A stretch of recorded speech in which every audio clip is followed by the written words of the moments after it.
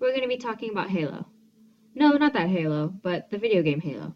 For those who have never heard of Halo or don't know much about it, here's a bit of background history. Pretty much, Master Chief is a guy who everyone's been waiting for. He's the superhuman. He's a part of the Spartans, which is an elite group of soldiers trained for war against the aliens.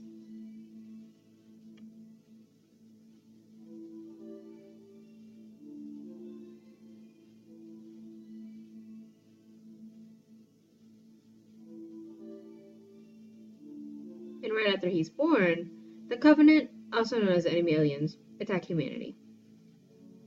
These are a few examples of the notorious Covenants. And the immediate response to this is, of course, war. Halo Combat Evolved was the first video game released in 2011. Now, in case you didn't know, it also came with its own strategy guide, which is a 226-page book that details the descriptions, strengths, and weaknesses of various alien species, and even tells you where you are in the story, why you are there. It gives you a clear sense of direction on what to do next to accomplish the mission. Here's an excerpt from the guide detailing the first mission, Get Off the Pillar of Autumn. Keep pushing the aliens back to the end of the corridor, then move around the corner to the left, continuing the fight. The strategy guide almost acts like an acceptable cheat sheet. And for some people, they could possibly care less about what little history I just explained. And for others, they argue that the story is essential to understanding the game and how it was meant to be. And so let's take a look into these two pillars of philosophy about video game structures, which are talked about in first person. Narrativism is the notion that everything is a story, and that storytelling is our primary, perhaps only mode of understanding, our cognitive perspective on the world. And on the other hand, we have the ludologists. Ludologists are in disagreement with narrativists. They believe that a narrative is not needed, and that video games should be studied on the systems that they present. I'm here to argue that whether you are on the Ludo side or on full support of the narrative, at minimum, a player does not need to understand the narrative in order to believe that the illusion of violence is the only choice for conflict resolution. The strategy guide is essentially additive material, and the player can still navigate through the world of Halo without exactly knowing what the story is. Each mission in its most simplest form is to get from point A to point B, alive, which means killing a few hundred aliens who are inconveniently in the way. Even if a player was to play Halo by skipping all the cutscenes, they would still be using violence to navigate the game.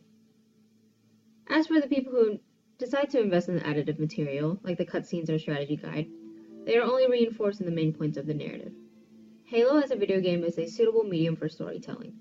As quoted in first person, storytelling has been, and still is, the dominant form of cultural expression. The video game is an illusion, and the player is falling for the tricks. In order to advance in the game, players are solely responsible for one thing: assuming the role of Master Chief. This includes helping him navigate through the game world and protecting him from harm.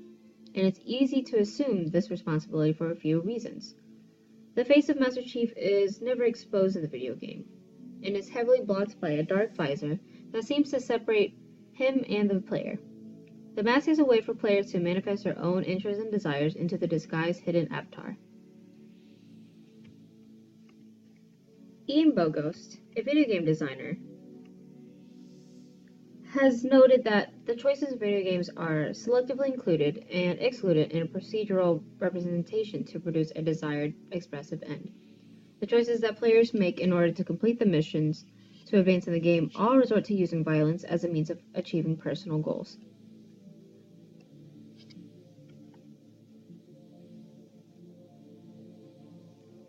Coincidentally, Halo was released 3 months after the September 11th attack.